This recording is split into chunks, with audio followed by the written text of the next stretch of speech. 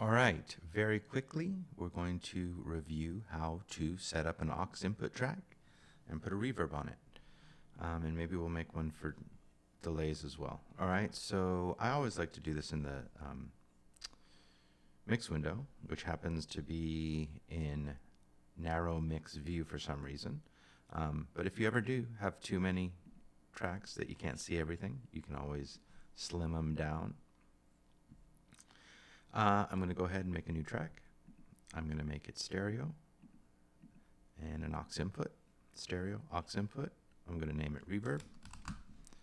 And I'm going to go ahead and make another one.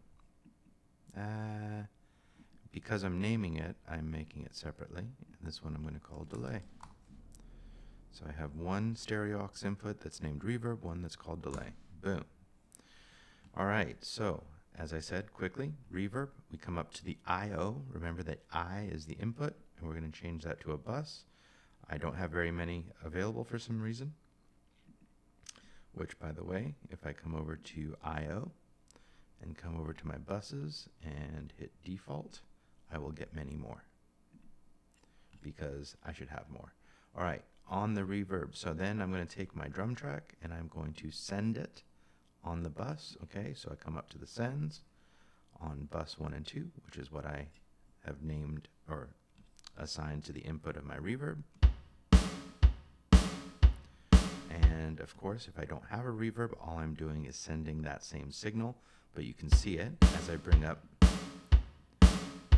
the floating fader. You can see the signal is there. And I'm going to insert the multi-channel reverb called deverb, which everyone should have. And remember that decay is how long that reverb is. We'll get more into that some other time. Because this is in parallel, meaning that it is on an aux track, we do want it to be 100% wet. And, you know, I've just been seeing people insert their reverbs directly in the track inserts. And I always kind of feel like there are creative reasons to do that, but from an efficiency standpoint, and for some other reasons as well, we just don't always do that. One reason is reverb's pretty heavy on the processor, but most of us have, well, not everyone, has a computer powerful enough to handle multiple reverbs. But you're also dealing with the mix here. And every reverb or effect is going to have a mix or, you know, the percentage of wet versus dry. And I think it's just important to understand how to route various signals in different places.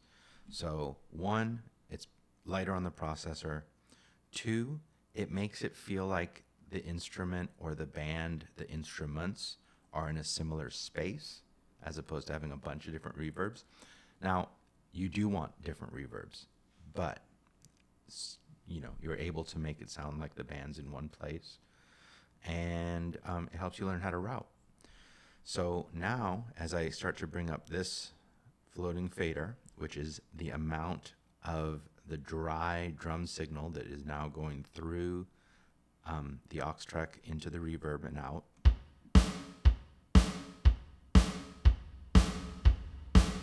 okay, much more reverb. Now, a couple things. Expand has effects built in. Down here, there are 2. FX1, which is a variable amount, and FX2. So FX1 is going to the drum room, which is a reverb, and FX2 is going to what's called overheads, which is also a reverb, but we don't know much about either of these. All we have is size and EQ on the drum room, and then we have size and height, which basically I think is trying to emulate how far the overhead microphones would be from the drum set. I'm actually going to turn both of these off. So if I mute my, okay, now, much drier. This is a very short reverb anyways. Okay, now, too much reverb.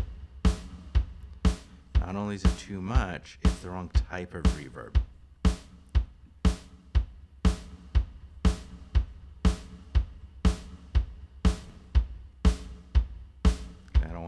big. Now, I have always said I don't like to put an equal amount of reverb on my kick drum, my snare drum, my hi-hats, etc. So how do we do that? Typically, I would say we are going to separate our outputs.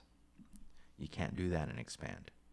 But what you can do, and this is just a useful MIDI trick within Pro Tools, is to take your clips, highlight them, and if we think about it, so I have a kick and a snare, and then hi-hats come in.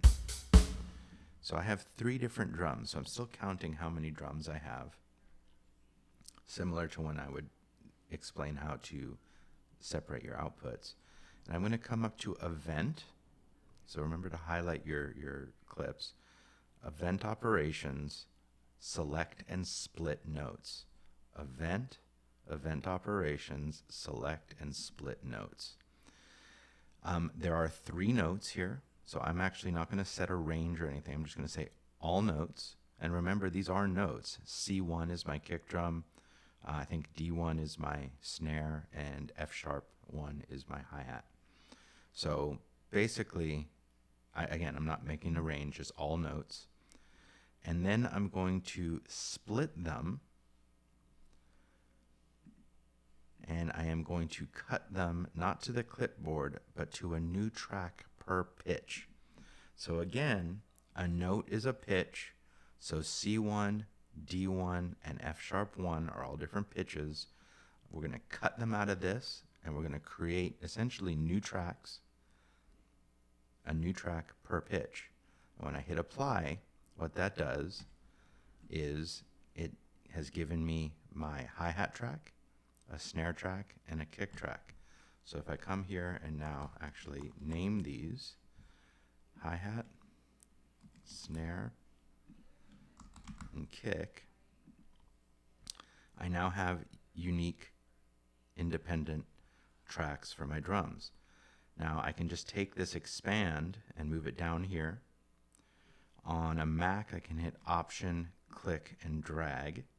I don't know what that quick key is on a PC, but you could insert different expands with the same drum set, or different drum set for that matter. And now I have the same drum beat on different tracks. Now, it also, because I had a bus already, a send already assigned to a bus, it also copied those. So I don't like to have my drums organized like this. I always go kick, snare, then hi-hat. I'm going to lower the amount of reverb to the kick.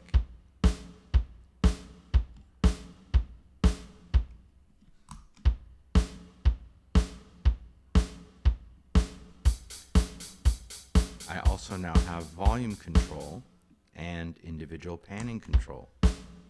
So I can pan my hi-hat a little bit, way too much. I can bring it up. I can EQ it and do a whole variety of things. All right, so if I want to EQ my hi-hat, give it a little bit of air. But anyways, that's really just about 2 things: setting up the reverb on an Aux and splitting your drum set into individual drum tracks. Okay, and I will not get into the delay and just keep it short.